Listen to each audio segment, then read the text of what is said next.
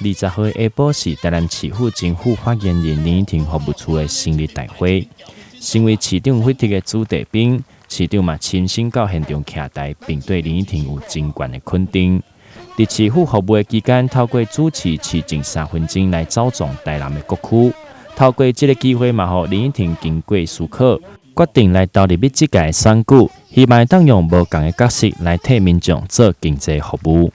就是8月底离职之后，其实一直勤走地方。那这1年多来，一直都是在做这些工作，就是我们走地方。那其实会接触到，就是现在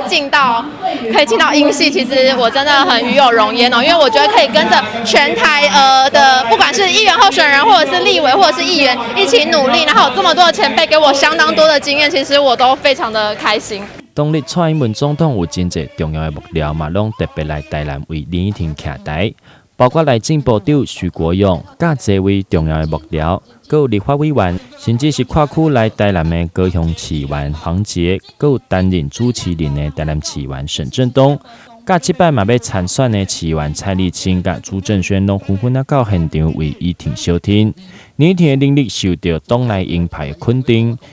希望伊嘛会当得到大家的支持，来为政界带来少年的新力量。算是一个服务处的成立啊，它也还称不上竞选总部，因为毕竟我们还要先经过初选。那最主要呢，其实现在选举先摆一边了，我们现在最重要的还是在12月18日我们的公投。所以今天其实我们找了很多贵宾啊，我们希望大家一起号召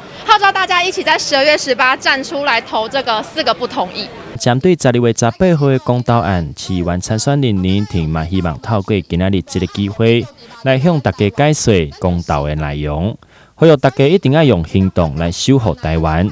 现场嘛特别用口号林依婷当选，谁无同意台湾更有力来为台湾为林依婷加油。台南新闻刘品言采访报道。